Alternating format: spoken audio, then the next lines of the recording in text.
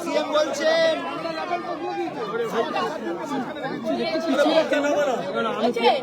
সবাই যাবে না দাদা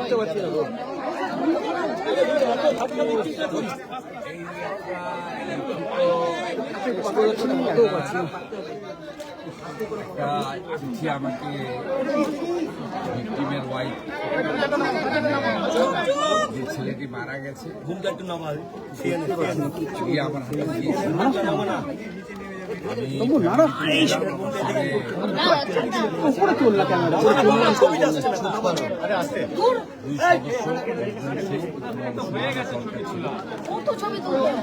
লোকাল এমএলএ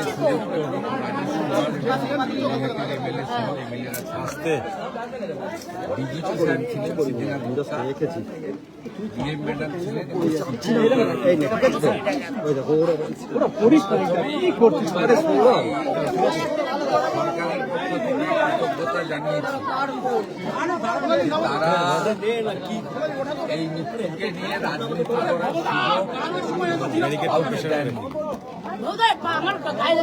গতকাল প্রাক্তন মুখ্যমন্ত্রী এসেছিলেন, আমাকে বলছেন প্রাক্তন মুখ্যমন্ত্রী এসেছিলেন, সেখানেও ওনারা বাড়ির লোকেরা দেখা তো করেনি। ওনার দাদা শুধু বলেছিলেন যে আমি বিচার চাই, বিচার দিতে পারবে লোকাল প্রশাসন, অর্থাৎ তিনি পুলিশ এবং রাজ্য প্রশাসনের উপর আস্থা রেখেছেন। এটা একটা বড় পাওনা। পশ্চিমবঙ্গের রাজনীতিতে বিভিন্নভাবে, ধরুন কোথাও পুলিশের গুলি চালনাতে, সেখানে পুলিশের দোষ বা অন্য কার দোষ আমি জানি না, রাজনৈতিক সংঘর্ষে, বোমাবাজি, বন্দুকবাজি, সংগঠিত রাজনৈতিক সন্ত্রাস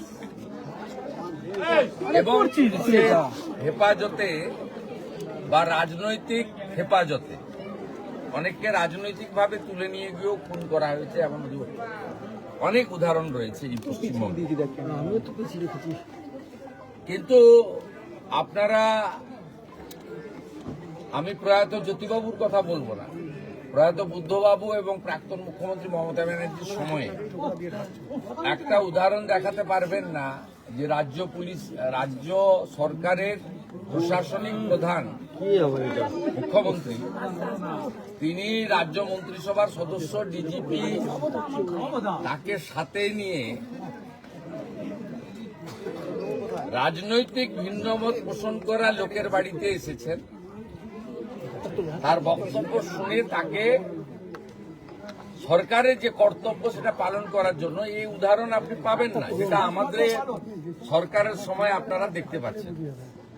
পরিবারও কমপ্লিটলি তৃণমূল পরিবার, ওর মিসেস কাউন্সিলর, তারাও বর্তমান সরকার এবং পুলিশ প্রশাসনের উপরে, হায়ার লেভেলের উপর, লোকাল পুলিশের উপর ওদের অভিযোগ আছে, সিপি ডিজিপির উপরে, ডিএম এর উপরে, চিফ মিনিস্টারের উপরে, লোকাল এমএলএ এর উপরে কনফিডেন্স রেখেছে।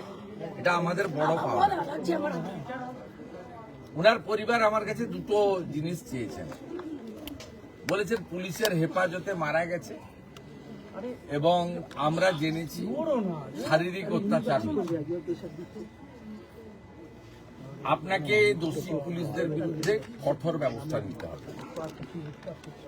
দ্বিতীয়, উনি বলেছেন দুটো বাচ্চা আছে, উনি আর্নিং মেম্বার ছিলেন, এদের পড়াবো কি করে, আমি খাবো কি, আপনাকে আমার ভবিষ্যতের দায়িত্ব নিতে হবে, বাচ্চাদের পড়ানো। তৃতীয়টা উনি বলেননি, আমরা করেছি।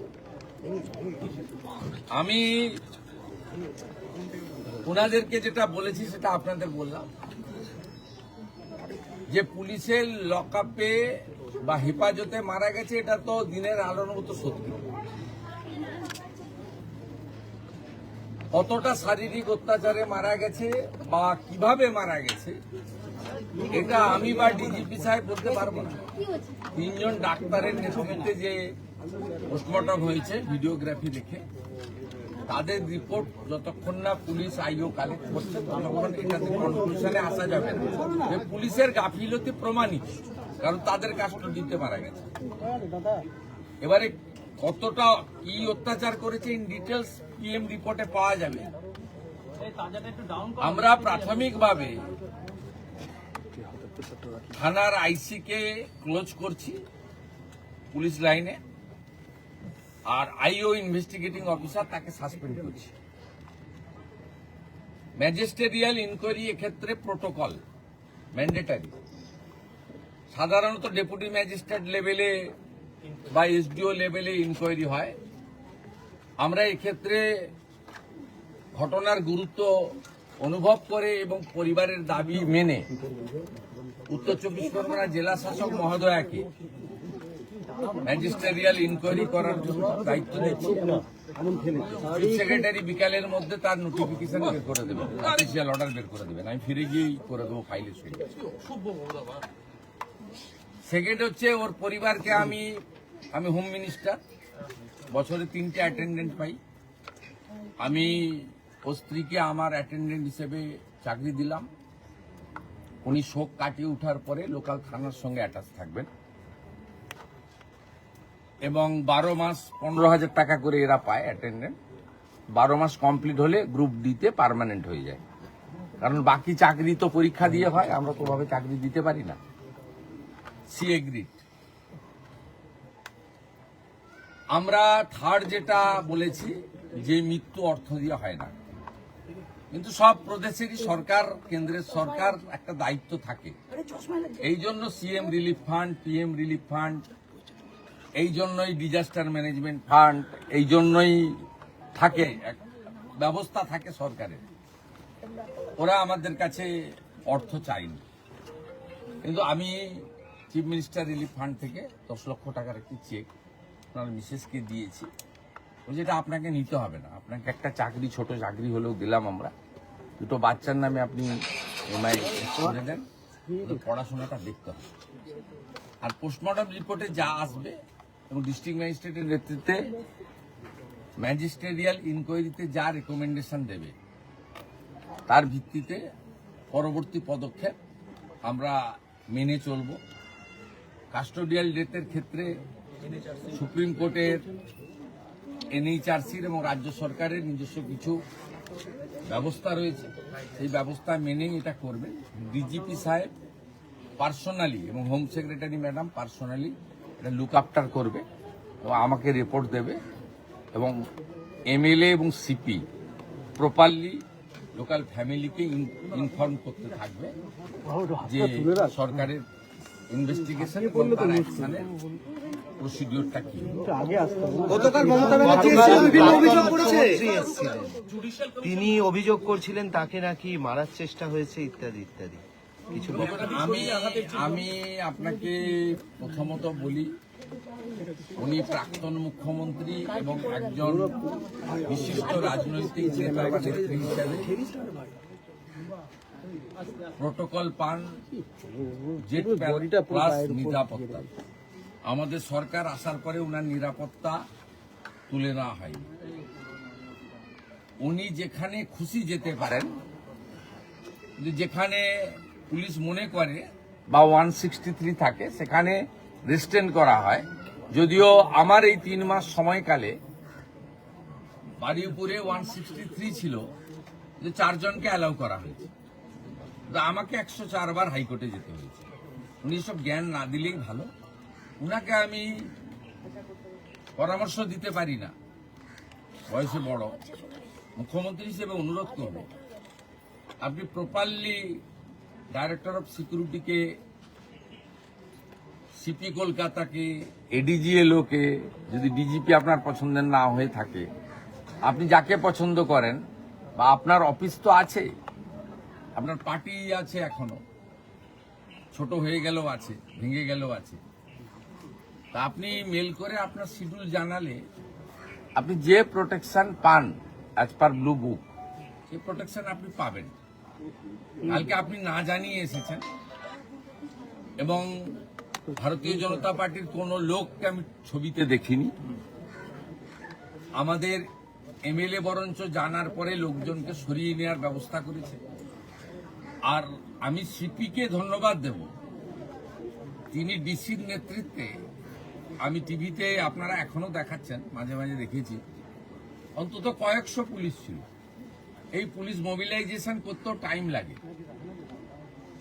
এই পুলিশ মোবিলাইজেশন করতেও একটা থানাতে এত পুলিশ থাকে না, লাইনে থাকে, ব্যাটালিয়ানে থাকে, সেখান থেকে ফোর্স আনতে হয় যখন ভিআইপিরা আসেন। তা পুলিশকে আপনি কোনো সুযোগই দেননি। তারপরেও আমি বলবো কিছুই ঘটেনি। আর আপনার ওই পাথর টাথরের গল্প, ওগুলো সব মানুষ দেখেছে। আমি আপনাকে পরামর্শ না দিয়ে অনুরোধ করব, আপনি কোথাও গেলে পুলিশকে টাইম নিয়ে জানিয়ে আসবেন। যতটুকু ব্যবস্থা করার পুলিশ করবে, এবং আপনার যদি কোনো লোক থাকে তার সঙ্গে লিয়াজো করেই করবে।